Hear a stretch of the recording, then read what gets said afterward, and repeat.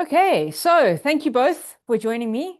As I said, I listened to your talk at the ACS conference in Washington, D.C., and I was just kind of interested. I wanted to share what you've done with other people. So that's the purpose of the conversation. To get us going, if you'd both like to introduce yourself, your name, your institution, your current position, whatever you feel is useful in terms of an introduction. Ashley, let's start with you. All right, so my name is Ashley McDonald. I'm a professor of chemistry at Cal Poly in San Luis Obispo. San Luis Obispo is one of the 23 California State University campuses, and we are a large regional public institution that primarily serves undergraduate students. So we have around 22,000 students, and more than 90% of those students are undergraduates. So all of the work that I do and all of the teaching I do and all of the research I do is with undergraduate students. Okay, thanks. Anne, how about you? Hello, thank you for having us. My name is Ann Vasquez. I'm an assistant professor of chemistry at St. John's University, which is in Queens, New York. St. John's University is a private institution. We are a Catholic Vincentian university. We serve over 15,000 undergraduates, around 15,600, and we have about 4,000 graduate students. My program in particular in chemistry is primarily undergraduate. Great, thank you. So can you tell me a little bit about, I think the course was in your class, Ashley, that intervention happened. So maybe you can just give us a bit of the context of your course, the course that you teach. And then maybe Anne, you can come in and talk a little bit about how the collaboration got set up between the two of you. Ashley. Yeah, so the class that I teach at Cal Poly, where we did this activity, is a second year seminar course. So all the students in the class are second year chemistry and biochemistry majors. And it is a seminar class that has a wide range of goals that really focus on professional preparation. So we do things like working on your resume. We do things like talking about LinkedIn and creating your online presence and how to do that professionally. And then we also work on research skills. And the skill that we were working on in this particular activity was engaging with primary literature. So reading scientific literature, talking about it with each other, learning from the scientific literature. And before I started my collaboration with Anne, I would say I did this in a very traditional way. I did it in a way that many of us have experienced. It was a very classic journal club. We assigned a paper, all the students went home and read the paper, and then we had a class meeting where we divided into small groups and we discussed the paper. And I had a few guiding questions like, what was the main point of the paper? What types of data collection did they use? There were a few questions, but it was mostly just read the paper, have a talk about it with your peers. And there would be multiple student groups talking about it. So I would be kind of walking around and facilitating all of those discussions at once. But then I was at a different ACS conference and I heard Anne talk about a strategy that they had developed and studied to help students better engage with primary literature. And that's when I decided to use this ChatGPT assisted reading guide that Anne had developed. Great. And can you tell us about that study, perhaps? Absolutely. So this study originally came from actually working with research students as opposed to working in a class. So I was thrilled to be able to push this further with Ashley. This project originally was with my colleague, and for full disclosure, also my spouse, Frank Vasquez, who is also a chemistry faculty here at St. John's. And it came from just watching our research students struggle with primary literature because it's hard, and wanting to come up with ways to structure reading for our undergraduate research students. We primarily work with undergrads in our research labs to help them learn this skill that they need going forward as chemists So we started with a structured reading guide based on the work of Sandra Yancey McGuire in her book, Teach Students to Learn, where she had a structured reading guide where students first preview the material, looking at the abstract figures, then moving on to reading the article, and then having a reflection piece at the end, like a reflection and summary piece. And we felt this is a great structured method that could help our students. So we then wanted to incorporate, the advent of ChatGPT and generative AI with this, because often the stumbling blocks for students are unfamiliar vocab, unfamiliar terminology or techniques that they haven't encountered in their classes yet. And that can stop a student from wanting to read an article. And it can also help, hurt students, confidence in the field.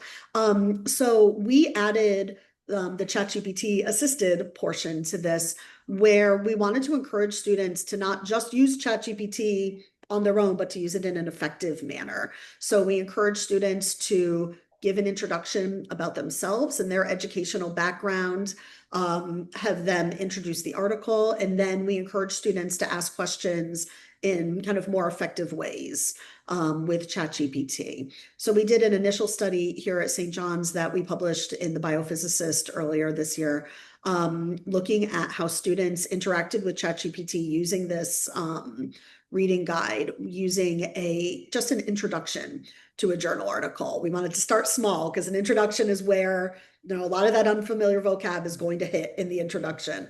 And so we did a study where we looked at pre-post surveys about their confidence and what they thought about the experience, as well as coding their ChatGPT transcripts for the types of interactions that students were having with ChatGPT.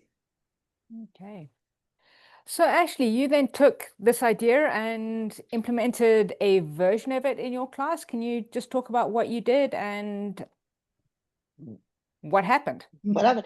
So my class has an enrollment of around 30 students, and again, it was already a goal of this class to have students engage with the primary literature and engage in talking with each other about it. So I was very intrigued because I've thought often, if there's so many times when I've given a student a paper to read and they come back and I'm like, okay, what questions do you have about the paper? And they're like, well, in the very first paragraph, I didn't know what such and such meant. And, I just stopped because I didn't have any way to figure that out. And I've thought, if I could read papers with students, if I was sitting there and they could ask me questions, this would be so much more effective. So when I heard about Anne's strategy of letting them ask ChatGPT those questions and getting that real-time feedback, I was like, this is something that I've thought that the students needed, but that obviously I can't sit there with all 30 of them while they're reading their paper. So I was like, this is a perfect combination of a great way to use this technology in a manner that will help the students achieve something that we want them to achieve, which is better understanding of the primary literature. So in my class, we did sort of a comparison. So this class is several weeks long and we have several weeks of journal club. So in the first week, we did it sort of the classic way that we've all done journal club. They took an article home, they read it, they had a class discussion about it, and then we had a little wrap-up discussion as a whole class. And then the next week, they were provided this ChatGPT reading guide that Anne just described with a different paper, and they read the paper with the ChatGPT reading guide, and then they still came to class and had that in-class discussion. And we asked them the questions that Anne mentioned about their confidence and how many journal articles they read and how they thought the ChatGPT interaction benefited them. But then we also asked them to compare and contrast their discussion, their peer discussion, the time they didn't use ChatGPT to read and the time that they did use ChatGPT to read. And the majority of them said that their discussion with their peers was better for the paper where they had used ChatGPT. the majority of them said it was better. A significant fraction of them said it was no different, that they were the same. And then a very small fraction of them said that the ChatGPT discussion was worse. And then in their comments where they could write free response in their reflection, a lot of them said that they thought that the ChatGPT discussion, that when they hadn't used ChatGPT, they spent most of the discussion just trying to understand the paper, like, oh, did anybody understand what this meant? Did anybody understand what this meant? Whereas when they had the ChatGPT, when they had used the ChatGPT reading guide, they all understood the vocabulary. They all understood the point of the paper, and they could more in detail discuss the methods and the applications and what they think could be done next in this study. And then something that I didn't really study, but I certainly noticed as the instructor, is on the weeks where we didn't use ChatGPT, the discussion really petered out after about 15 or so minutes. And I would be going around and I would be like encouraging them, like, oh, well, did you talk about this? Did you talk about this? Did you talk about this? Whereas the week that they had used the ChatGPT reading guide, they were still going strong at 20 minutes. And I had to be like, okay, we only have 5 more minutes for journal club today. So it definitely seemed like their discussion to me was more sustained when they had used the reading guide. And that was reflected in their feedback. Is that they did feel like everyone already understood the paper, everyone got the basics, so they had a better conversation with each other. Okay. So it seems to be an important thing there, that then the discussion shifts from just we're trying to understand what this paper is about to actually having a scientific discussion, potentially, hopefully, about the implications of either the methodological approach or the results, or so you can actually get into a more scientific discussion, not just a what does this mean discussion. It's more the kind of discussion that I would think experts have with each other about papers. Like, when you're having a discussion with a colleague about a paper, you're hopefully not discussing what the paper was about, but how is that paper related to what you're researching, or what are you taking from that you're applying to your research? And I think that, I'm not saying that they were there based on this one intervention, but I think that they moved in that direction for sure. And I think that the being able to get over the confusion around the vocabulary, or maybe even contextual things that they need to understand in order to actually understand what is happening in the paper, facilitates that. And Anne evaluated their ChatGPT transcripts. They turned those into me and I gave them to her, so she can actually discuss what kinds of interactions they were having and what specific, when were they asking for definitions. She can say a little more about that. And go ahead. Yes, absolutely. And what was really interesting with Ashley's class, so we did the same analysis essentially with our initial group of student researchers at St. John's. And this had been, ChatGPT was relatively new, at least new to the public. And not a ton of our students had actually even used it before when we did our initial study here at St. John's. Whereas in Ashley's group, I think all but one student said they used ChatGPT for a variety of reasons. We asked them how they used it, and it was across the board, as you would imagine. But some things were very similar and some things were different in terms of the categories that the students were using or interacting with the AI with. Definitions was by far the most common for both groups. Our initial study in Ashley's class, they were asking a lot of definitions. What does this word mean? What is this technique? Which is great because that gets you over that barrier to be able to then think more deeply. Then what some differences between Ashley's students and ours at St. John's was her students were asking for summaries much more, which is not something we were explicitly telling them to do in the ChatGPT assisted reading guide. But students would either, some students would just say, hey, summarize the paper in a few bullet points. But a lot of students were asking, can you help summarize this paragraph? And they would either copy and paste it in or say, the first paragraph on page 2. So students were using it as kind of an organizer for themselves with their understanding. Something that, and a few students did that in ours, but it was a lot less common. A lot of explanation follow-up questions. So they would ask a definition and then, dig a little deeper and ask a follow-up explanation question about what that technique, for example, was. One thing that I saw with Ashley's group was they were asking about applications of the work, and those were almost always the last question that was being asked in the transcript. So they would ask, okay, well, how is this being used for, et cetera, or how is this going to be used for drug design, drug whatnot, with respect to what the paper was about. And I thought, to Ashley's point, that this was allowing for higher order thinking. This was allowing students to go deeper. And the fact that these were the last questions that most students were asking kind of showed once they were getting the definitions, they were getting the explanations, and then they were starting to think bigger. And I thought that was a cool finding so far from the transcripts from her class. Yeah, it's also a really useful thing to do, right? Is to get those transcripts, whether you're going to analyze them or not for research purposes is a different thing. But just in terms of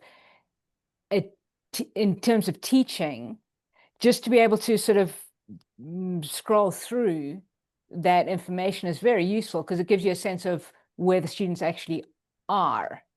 Absolutely. I can honestly say, especially with my first group that we analyzed, some students were using it in ways I didn't think to use it. It was really insightful to see how clever a lot of them were in the ways that they were asking questions and the ways they were using the technology. So I think it's for any faculty, I think it would be a really interesting insight as to how students are processing information and how they're asking questions. So Ashley, what would you change going forward? Is there anything that you would change? What have you learned? So one thing that I definitely want to draw out is that, so a lot of people ask me, would I do this again? And I would, primarily because one of the questions we asked the students on the follow-up survey is, would you use this technique again? Do you feel like this helped your understanding, your own perception of your understanding? And more than 80% of the students said yes. Right. However, the 20% of the students who said no, that they would not use it again, one of the things that they really drew out was that they didn't know if they could trust the answers ChatGPT was giving them. Like how trustworthy is ChatGPT if you ask it about these very technical paper topics? And, some of them expressed significant skepticism. Like, I do not think ChatGPT gives you accurate information about this and this. So one of the things I would really do differently next time is I would definitely talk to them about large language models and how they work and how they are probabilistic. And, we would talk about, some AI concepts like hallucinations and reinforcement, and, when that you do have to think about whether the model is giving you correct information and how it can be very helpful, but that it does have limitations. And I didn't talk to them about that at all. Any knowledge that they had of hallucinations or the probabilistic nature of large language models, any of that they brought out just came from their own experience and knowledge. And I was like, oh, I should have talked to them about large language models and how they do work. And I also wish I had talked to them about the ethics of large language models, how they're trained and what biases that gives you in their responses, just so that they would have been more informed sort of consumers about this. Because the ones of them that were very informed consumers, like, they really brought this up. They did not, as Anne said, we asked them, have you used ChatGPT before? And all but one student said yes. But they did not all have a positive opinion. I thought they were just going to all love it and be like, oh yes, this made my life so much easier. I love ChatGPT. And that was not true. There was a vocal sort of group of students who were very skeptical of ChatGPT. And I wish that I had engaged with them in conversation about that and about how we should all, be skeptical of our use of AI models and think about how we can really use them effectively. So that's definitely one thing I would think about for next time. No, I think it's a really important point. And the that's becoming increasingly important, right? Is that ethical discussion about what is reasonable to put into the LLM, what we really shouldn't put into an LLM, and depending on the restrictions of the form that we're using is actually really important. Okay. What surprised either of you about what happened in this project? Were there any surprises? So I was surprised, one, that ChatGPT use was basically ubiquitous. Like it wasn't just common, it was ubiquitous. Yeah. They had all used ChatGPT, and to be honest, they had all used ChatGPT to do schoolwork. You know, they mentioned using it for studying, using it for summaries, using it for writing outlines. Like they said that that's how they were using it. Again, I was surprised that they don't all have a positive opinion of large language models. And I thought they would just be like, oh, this is great, it helps me. And that wasn't their attitude. And I was also surprised by how reflective they were about the experience of using the large language model and how that helps them and how that didn't help them. Some of my students, brought up that they said, yes, this was helpful to me, but I would want to make sure that I used it in a way that I did not diminish my own thinking. And one of the students who did not agree that their in-class discussion was better with the ChatGPT read article, they said something like, I felt like our discussion was less creative. I felt like people weren't bringing as many of their own ideas. They were just saying, oh yeah, this is what I learned from ChatGPT. And that was a minority opinion. There were a few students who expressed thoughts like that, but they were thinking about that. They were like, is this affecting my creativity? Is this affecting my critical thinking? Is this affecting my originality? And I did not, that never occurred to me that they would do that. Right. And anything for you to add? No, absolutely. What Ashley was just describing, the nuance of how the students were certainly, again, it was not the majority, it was a minority of students, but not insignificant, who were thinking about how it is affecting their learning. I was thrilled to see that just as a educator, to see students being that reflective and that concerned about how this technology is going to affect them and their learning and them going forward as scientists. I was surprised, but also really happy to see that in the survey results. Great. And then I think some of this might have been covered by you already, Ashley, in terms of how you will take this forward. But any advice to others who might be wanting to do a similar thing from either of you?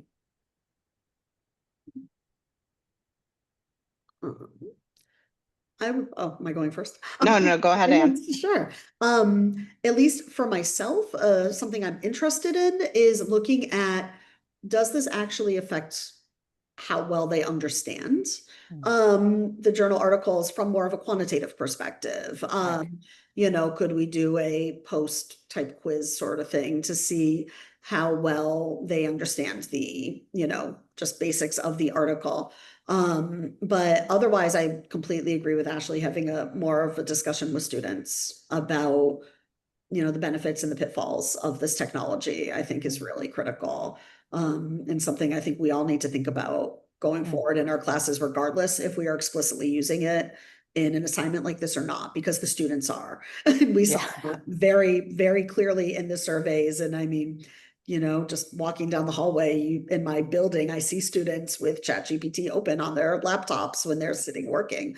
So I think those discussions are really important, regardless if we are explicitly using it in our classrooms or not, because the students are. Yeah, I would say, I wish if somebody else was going to do this, in addition to sort of talking to them ahead of time about large language models and how they work and how you should assess their credibility and performance, I wish I had brought them back for a discussion at the end for them to discuss with each other and share with each other what they found effective and what they found ineffective or what they were concerned about.